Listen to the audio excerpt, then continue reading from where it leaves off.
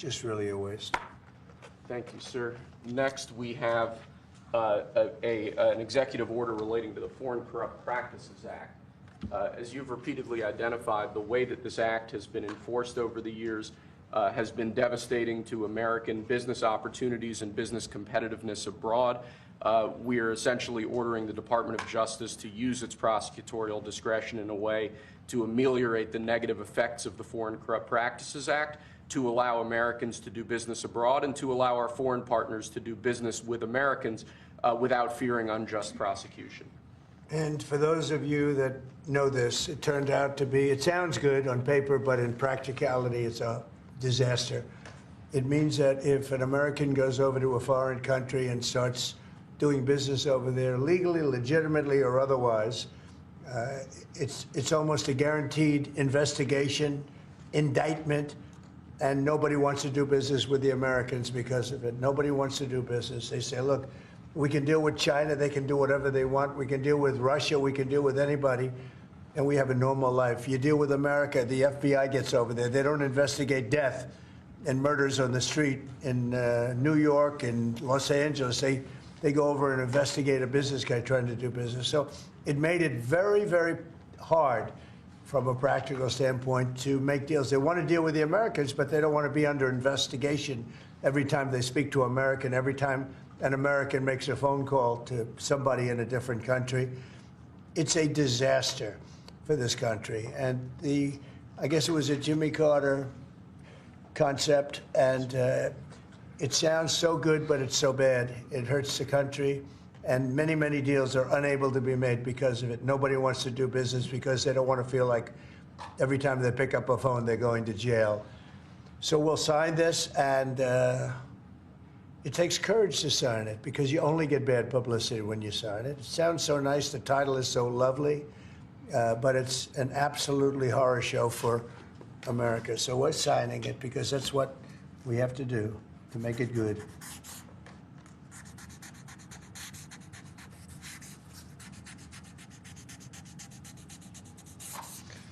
Okay, thank you. It's an important one. It's going to mean a lot more business for America. Okay. Thank you, sir. Next, this is an executive order relating to the use of paper straws.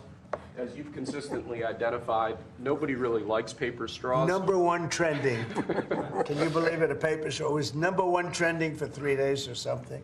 The environmental impact of plastic straws versus paper straws is entirely unclear. This has cost both the government and private industry an absolute ton of money and left consumers all over the country wildly dissatisfied with their straws. So we're asking aspects of the federal government, federal departments and agencies to look at their existing procurement processes, and we're asking your Domestic Policy Council to look holistically at this issue to address it, and it really is something that affects ordinary Americans in their everyday lives. We're going back to plastic straws. These things don't work.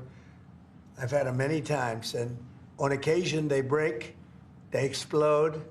If something's hot, they don't last very long, like a matter of minutes, sometimes a matter of seconds. It's a ridiculous situation. So we're going back to plastic straws. I think it's okay.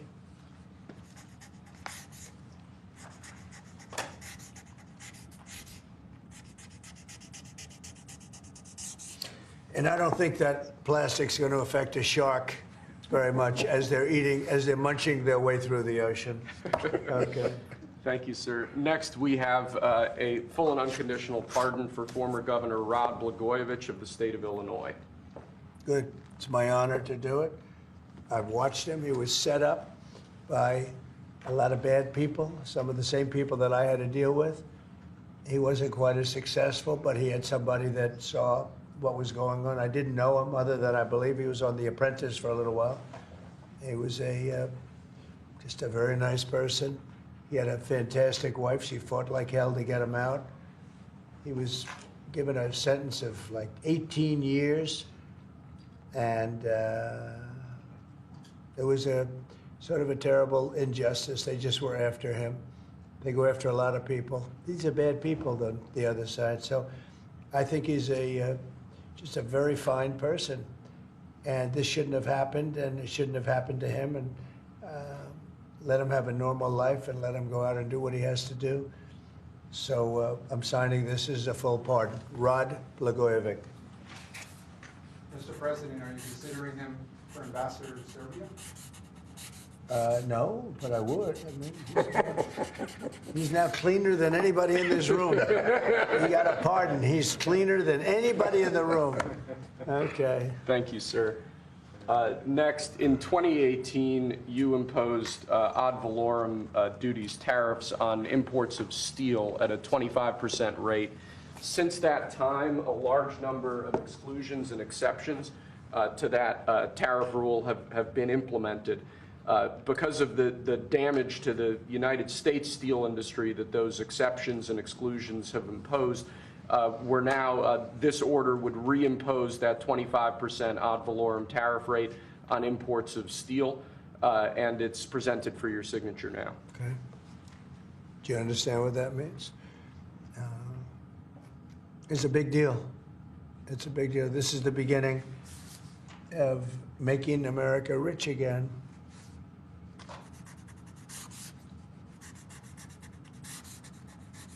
Mr. Secretary, do you have anything to say?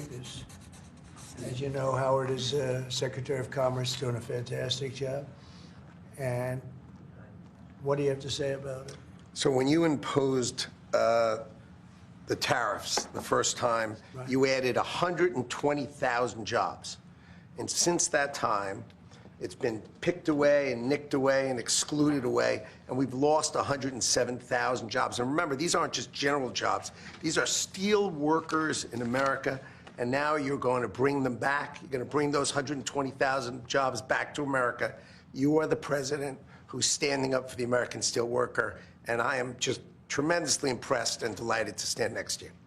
Mr. President, So let me just make a statement, and essentially this is another way of saying we're doing a 25% tariff on steel and aluminum.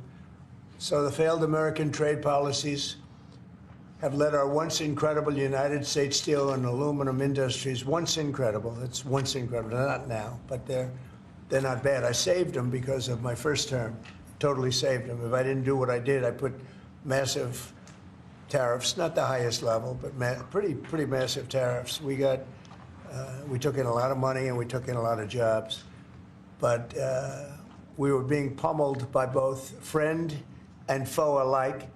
Our nation requires steel and aluminum to be made in America, not in foreign lands. We need to create, in order to protect our country's future, a resurgence of U.S. manufacturing and production, the likes of which has not been seen for many decades.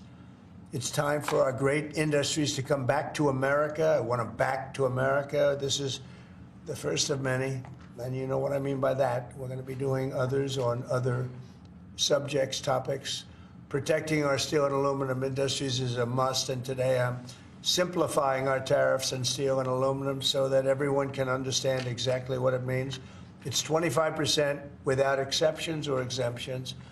And that's all countries, no matter where it comes from, all countries. If made in the United States, however, United States of America, there is no tariff, it's zero.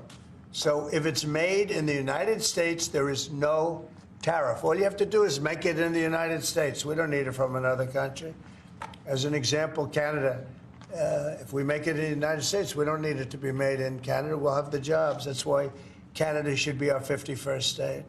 We'll bring back industries, and we'll bring back our jobs, and we'll make America industry great again. So essentially, we're putting on a 25% tariff without exception on all aluminum and all steel.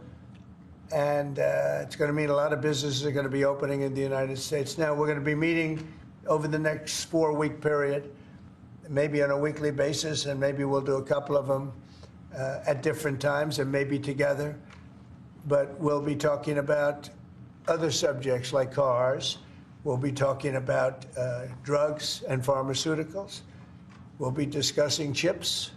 And we're going to be doing some other things in addition to that, all which will bring in a lot of jobs into our country. Cars is going to be a very big one and a very important one. And America is going to be stronger than it ever was before. Okay? So are you finished with everything, I think? We have aluminum still to sign Okay, here, let's sir. go. So with respect to aluminum, similarly to steel, since 2018, a large number of exceptions and exemptions have been added into the law. This eliminates all of those and also increases the ad valorem tariff rate from 10 to 25%. Mostly the last part is the most important, right, would you say? Totally. So basically, this is aluminum, the same thing, no exceptions, no nothing. And it's going to bring our aluminum business back and may go higher. I mean, frankly, it may go higher. And we're going to also be talking about we're going to be talking about things over the next 3 weeks that I think will be amazing for our country, amazing for our jobs, and will bring us to a new level of prosperity. And I think, frankly, our allies and our enemies all over the world expected this. They really expected it for years. They really expected it sometime during the Biden administration, but they didn't do anything. As you know, I put tariffs on China. We took in hundreds of billions of dollars with those tariffs, and Biden wasn't able to get them out. He tried to, but it was too much money. He couldn't do it. And we're going to be doing a very concise and, very, it's going to be good. And I don't think if done properly, and we're going to try and do that, we don't want it to hurt other countries, but they've been taking advantage of us for years and years and years, and they've charged us tariffs. Most of them have charged us, almost everyone, I would say, almost without exception. Definitely. They've charged us, and we haven't charged them. And it's time to be reciprocal. So you'll be hearing that word a lot, reciprocal. If they charge us, we charge them. If they're at 25, we're at 25. If they're at 10, we're at 10. And if they're much higher than 25, that's what we are too. So that's having to do with everything. That's not just steel and aluminum. But we'll be discussing that over the next couple of weeks. But we will be looking at chips, and we will be looking at cars, and we're going to be looking at pharmaceuticals, and there'll be a couple of other things also in addition. That'll be Mr. President, Yes. Mr. President, U.S. steel workers have said that they support this move. But what would you say to American consumers who are worried that prices that they do support this move. U.S. steel makers? I love the steel makers. That's But, good. well, what do you say Of course, to they American because they want to save their businesses. U.S. Steel will now be a very valuable company. Anybody that makes steel is going to be great. Anybody that works in big steel is going to be very happy. What do you say to consumers who are worried about prices, sir? Oh, I don't think you're going to. No, you're going to ultimately have a price reduction because they're going to make their steel here. There's not going to be any tariff. These foreign companies will move to the United States, will make their steel and aluminum in the United States.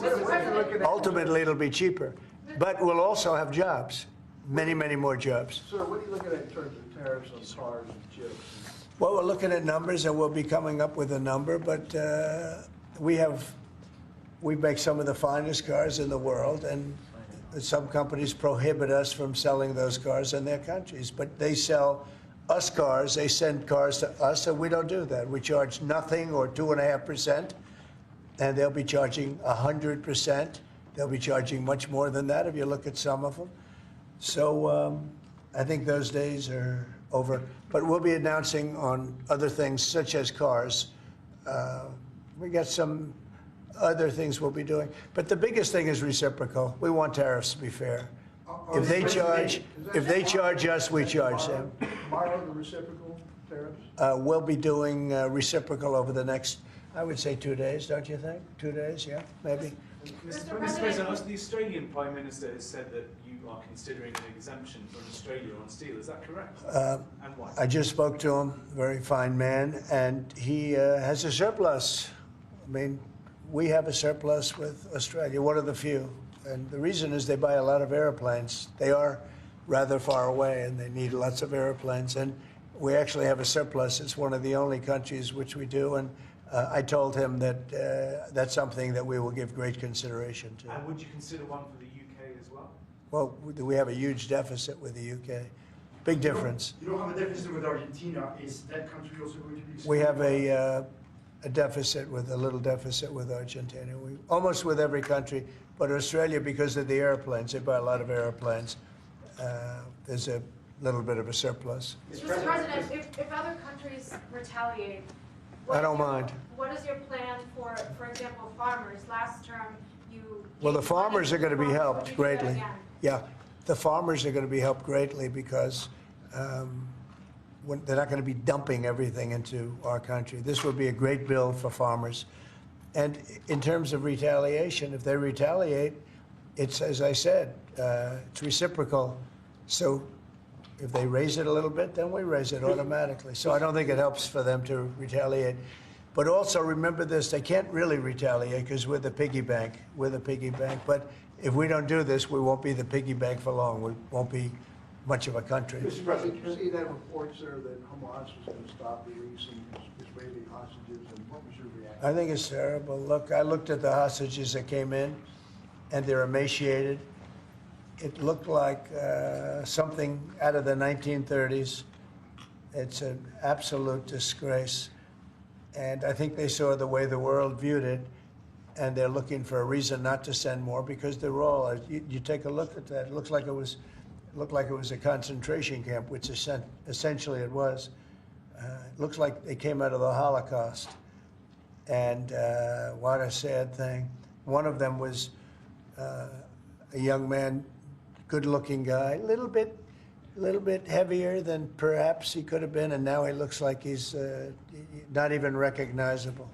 Not even Is recognizable. the ceasefire deal at risk of falling apart? Look, I can tell you that those people have been badly hurt, both mentally and physically. I'm talking about the young women that came out also previously. And I think one of the reasons they're doing this is because they're probably sending the best. What you see is probably the best because they want to send people that look at least healthy. And that's not healthy. These people have been badly hurt. They've been interviewed by our representatives. They've been interviewed by Israeli representatives. And they're really hurting. They are really hurting mentally and physically. And I think Hamas is looking at that and saying, well, it's not going to get much better than that because they probably send out their best as a representative. And they've got more to send out. And they probably feel that they can't do that because it's not going to make them look very good. Is the ceasefire now over, Mr. President? Delay that, sir. Should the ceasefire then be off? Well, I would say this, and I'm going to let that because that's Israel's decision, but as far as I'm concerned, if all of the hostages aren't returned by Saturday at 12 o'clock, I think it's an appropriate time. I would say cancel it and all bets are off and let hell break out. I'd say they ought to be returned by 12 o'clock on Saturday, and if they're not returned, all of them, not in drips and drabs, not 2 and 1 and 3 and 4 and 2. Saturday at 12 o'clock, and after that, I would say all hell is going to break out. And I don't think they're going to do it. I think a lot of them are dead. I think a lot of the hostages are dead. I think it's a great human tragedy what's happened, how people can be that mean to do. I mean, the one guy was laughing when a hostage he thought his family was alive, found out the family was dead, and his captor, so to speak, started laughing because he thought it was so funny. You know, this is a different group of people. No, I would say Saturday at 12. We want them all back. I'm speaking for myself. Israel can override it, but from myself, Saturday at 12 o'clock, and if they're not here, all hell is going to break out. Mr. President, in an interview this weekend, you said that Palestinians would not be guaranteed the right to return to Gaza if the U.S. were to develop it. What did you mean by that? And under what We've spoken to a lot of Palestinians. They would love to leave Gaza if they could find a place to be. And I've spoken to various leaders of various countries in the not so, distant area from where we're talking about, the Gaza Strip. And I think they were very positive about providing land. What we need is land. And if we could build a nice place for people to live safely, everybody in Gaza would do it. They've been persecuted. They've been spit on. They've been treated like trash. And they would love to get out of Gaza. But Until now, they never had an alternative. Now they have an alternative. And as far as Hamas is concerned, you're seeing the real Hamas now with the hostages. So Mr. what if President, it Yeah. doesn't mean? on Gaza, you have the... Who are you, from where? The Wall Street Journal, sir. Yeah, that's what I The Jordanian leader is coming in to see you. Yeah. Folks in Jordan have expressed Tomorrow. opposition to taking in more Gazans, more Palestinians. How are you going to convince him to do otherwise? I think he'll take. I mean, I do think he'll take, and I think other countries will take also. They have good hearts. I think they'll take. But what about the Palestinians who just won't leave? Our team has spoken to many in They're Gaza. all They going to say they leave won't. when they have a place that's a better alternative. When they have a nice place that's safe, they're all going to leave. It's a hellhole right now. But how are you so sure? Would the U.S. force them to leave? You're going to see that they're all going to want to leave. Mr. President, when it comes to Saturday at noon, are you, there's an American hostage who's still being held by Hamas right now. Are you worried about Look, you know, who knows? Are they alive? Are they not alive? But I saw the condition. When I saw the condition of the last ones that came out, and the women too, everybody. The one woman had her hand blown off because she was trying to stop a bullet being fired at her, okay? What kind of a situation is that? You saw her. I just think it's time to either you release everybody. They're not going to be alive right now, based on what I saw over the last 2 days. They're not going to be alive for long.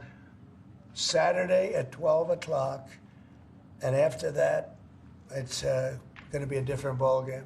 Mr. President, when you say all hell is going to break loose, are you speaking about retaliation from You'll Israel? find out, and they'll find out too. Hamas will find out what I mean.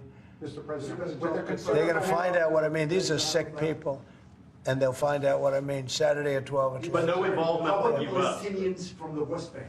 Are they going to be relocated too? What's your Well, position right on the now, West no. Bank? Right now, they're there, and I assume they want to remain there. It's different. They're there. It's never been like what we're talking about with the Gaza Strip. So they're going to continue there? You have No, I have no plans there. Mr. President, regarding the Consumer Financial Protection Bureau, Democrats, including Elizabeth Warren, have said that by freezing it, it's giving big banks and giant corporations the green light to scam Yeah, families. Your response? Pocahontas, the faker. You know, that was set up to destroy people. She used that as her little personal agency to go around and destroy people. And she's a fake. Just like she said she was an Indian, and she wasn't an Indian. You have more Indian blood in you than she has. She went to college based on the fact that she was an Indian. She got jobs based on the fact that she was an Indian. She's a fake. That was set up to destroy some very good people, and it worked. I mean, it worked. A lot of great people. I'll tell you, before I ever heard the term, people would come up to me in the Midwest and areas that say, "Sir, I'm being destroyed by them." They use that to destroy people. She's a nasty woman. She's a really nasty woman, despite her phony beer commercial. We did the right thing. That was a very important thing to get rid of. Can you confirm? And it was also a waste. I mean, number one, it was a bad group of people running it, but it was also a waste. If you looked at when she really ran it, wow, that was a vicious group of people. They really destroyed a lot of people. And you can confirm it's your goal is to have it totally eliminated, I the would agency? say, yeah, because we're trying to get rid of waste, fraud, and abuse. What's next? And didn't I hear that somebody made like $38 million or something running a little agency? What was her name? What was her name, and what did she do, and what was that all about, all the money that she made? Does anybody know? Okay. Yeah, Brian, go ahead. Good to see you. The latest CBS poll has your approval ratings at an all-time high, despite all these controversial subjects and executive orders that you're doing. I want to get your thoughts on that, how you've really connected to mainstream America. Yeah, I have high approval ratings because I'm using common sense, whether it's getting men out of women's sports. I mean, have you seen what goes on with the boxers and with the weightlifters and with the swimmers and everything? It's so ridiculous. And I think it's a 90% issue. And, the amazing thing, the Democrats are still fighting for it. It's crazy. It's crazy. I think we should go to Congress also, have that cemented and, make it indelible. But it's, to me, it's all common sense. Who wants an open border where where prisons are dumped into our country, where prisoners are led into our country, many of whom are murderers, many of whom murdered far more than one person, and they're now roaming our country. Who wants that? I mean, it's terrible. Steve, I'd like you to say a couple of words about it. Yes, well, as you know, Mr. President, since you issued your day one executive orders, border crossings are down approximately 95%. You talk to agents on the line, in their entire careers, they've never seen crossing days as low as what they're experiencing right now. The cartels, in fact, are enormously frustrated because they've never seen a clampdown like this before in American history. There are people who were working at Border Patrol back when it was INS in the 80s and 90s. They've never seen a day like this. That's because you've mobilized the 10th Mounted Division, the Marines, the entire U.S. military. They're erecting physical miles of barrier, temporary and ultimately permanent, every single day. You have all of your border agents pushed to the front line. They're not doing the humanitarian processing, quote unquote, that Biden was doing. They're doing law enforcement and national security. They're interdicting weapons and drugs. They're interdicting violent, high-threat criminals. And the U.S. military is repatriating illegal immigrants at a pace and a scale that has never occurred before in American history. And those who are committing human trafficking and child trafficking are being prosecuted for felony offenses, and they'll be doing hard time in jail. There's never been a lockdown like what you have implemented through your orders and vision since you took the oath of office. What's your thoughts on DOGE? Wednesday at 10 a.m. they're having their first subcommittee focus on the fraud in Medicare. Yeah, before I discuss that, I just want to add to what Steve said. And we want people to come into our country, but we want them to come in legally. They have to go through a process. And we have to know that they haven't killed 9 people, or they haven't killed, like in one case, five people. And they're out on the loose, and we're all looking for that particular individual. This was all led in by Biden and the group of stupid people, bad people and stupid people. Some are bad, some are stupid, some are both. But I'll tell you what they've done to this country. But we're cleaning it up. And hard to believe I can say it. It'll be better than ever before. But we have a lot of bad people we have to get at. We're searching out for a lot of them. I think Tom Holman and Christie are doing an unbelievable job. Christie Noem. They're doing an unbelievable job and taking out massive numbers of people. And you notice every country is accepting those people back. Remember, everyone said, oh, they'll never accept them. They're all taking them back. They have to. They're all taking them back. Every single country is taking them back. I don't know if they want them or not. I don't imagine they do, but they're taking them back. Are you going to talk to Zelensky this Mr. week? President, back on Gaza, you talked with Fox News about the billions of dollars we pay for Jordan and Egypt every year. Would you withhold aid to these countries if they don't agree to take in the Palestinians? Yeah, maybe. Sure. Why not? I mean, if they don't That agree, you mentioned? if they don't agree, I would conceivably withhold aid. Yeah. Are you going to talk to Prime Minister Netanyahu about the Saturday deadline? Sure. I mean, it's just my deadline, but Yes, they may change it. But I think it's. I've seen too many people come out. They look like Holocaust victims from many years ago. I've never seen anything like it. I didn't think this could happen in this world today. You know, we think we have a civilized world. It's not civil. These are bad people we're dealing with. So that would be my suggestion. And he can open it up or not open it up, but that would be my. Do you have anything to say about that? Your commerce, but you have a lot to say from the standpoint of your faith and your religion.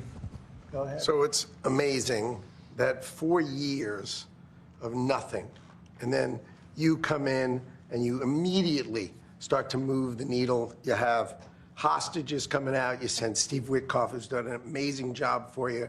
You're changing the Middle East. You're supporting your ally, Israel. And I, for one, can't be more impressed with the outcomes that you have driven. And choosing this Saturday to save people's lives or just be done with it seems like just the right choice. But I think it's time to come up with a date. It's Totally. What are we going to do? Keep every week 2 people, 3 people? No, I don't think you can do that anymore. These are very seriously endangered people. These are endangered people. I don't think they're going to last very long. And Mr. President, You know, the people that came out yesterday, they wouldn't last very long. were you ruling out any U.S. involvement in whatever happens after this deadline? We'll see what happens. We'll just see what happens. Will you talk with Zelensky this week, sir? Yeah, probably. By telephone, what's your message? He wants to make a deal. Let's see. We'll see. We're dealing with him, and I think they both want to make a deal, but we'll have to see. It's got to be done. What is Zelensky gonna Would have have to- never happened if I were president. This would never have happened. Millions of people are dead. What will Zelensky have to give up, if anything? We'll talk about that later because Your reaction to a judge today continuing a pause on the buyout program for federal workers? well, I don't know how you can lose a case like that. We're talking about people, everybody. I got elected on making government better, more efficient, and smaller. And that's what we're doing. And I think it was a very generous buyout, actually. Also, if people don't show up to work, we have a right to fire them. And they have an option. They can show up to work or not. If they don't want to show up to work, then let them work. Because then the next step is, have you worked before? Have you worked during this time that you're supposed to be working? You'll find many of those people, in my opinion, have had other jobs, even though they're collecting money from the federal government. Many have had, in my opinion, other jobs. If the And buyouts if they did, that's a big problem. If the buyouts are blocked in court, will you instead pursue layoffs in federal departments? I don't know how they can do. This is free will. This is a buyout where people, they were offered a good deal. Many people have taken that, as you know. But, many of those people, and we talk about reporting to work, right? I happen to be a believer that you have to go to work. I don't think you can work from a home. I don't know. It's like there's a whole big, you can work from home. Nobody's going to work from home. They're going to be going out. They're going to play tennis. They're going to play golf. They're going to do a lot of things. They're not working. It's a rare person that's going to work. You might work 10% of the time, maybe 20%. I don't think you're going to work a lot more than that. And I think they have an obligation to work. And they have an obligation not to have a second job when they're supposed to be working for the federal government. You're going to find that a lot of these people had second jobs instead of working they'll be collecting a federal government check and they'll be working 2 jobs. And that's big trouble for them. You think the law passed Congress? You've said a lot about South Africa in the last 2 weeks. Yeah. It's hosting the G20 summit this year. Are you planning to attend this, or are you skipping it and telling your cabinet to not? Well, we'll see what happens, but the South African situation is very, very dangerous and very bad for a lot of people. There's tremendously bad things going on, including the confiscation of property, and worse, much worse than that. You know what I'm talking about. And we're not making any payment until we find out what's going on in South Africa. Yes, What's next for General Kellogg going to Ukraine this week, sir, or soon? Yeah, he is. Keith Kellogg. General Kellogg is an excellent guy, and he's spending time doing various things. We have numerous people working on numerous different problems. When I left office, wasn't long ago, a little more than 4 years ago, we had no wars, we didn't have problems. Now we got the whole world is blowing up, but we'll put out the fires. You've been talking to Vladimir Putin. Are you trying to set up a meeting with him? Well, I can't tell you what I'm talking about, but we are talking as a group also. I think he'd like to make a deal, but it takes 2 to tango. And so, you can't give us any more clarity on whether you personally have spoken to. I don't want to talk about it. No, I don't want to talk about it. It's not going to help you to know. But we would like to get a deal done if possible, only because, in my case, save lives. We're much further away. Remember, we have an ocean separating. They don't. Europe should be paying what we're paying. And Europe has done it more in the form of a loan than with us. We just give it. Biden gives it because he's not a smart individual, not a very smart individual. We have people over there today who are making a deal that as we give money, we get minerals and we get oil and we get all sorts of things, because why are we doing this? And all this money, we're in for maybe 350 billion and Europe's in for 100 billion. And Europe's in really as a form of a loan. In theory, they get that money back. In theory, they get interest on their money. It's a whole different ballgame.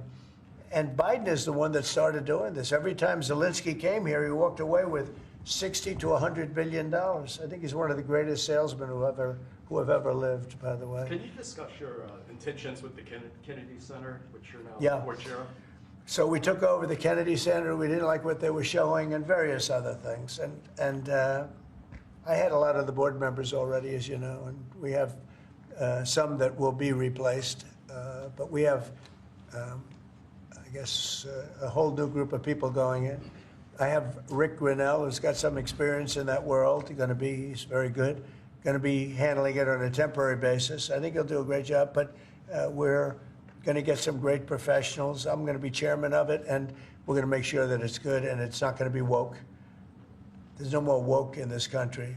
This woke has cost us a fortune and cost us our reputation, but the reputation's coming back very, very rapidly. Thank you very much, everybody.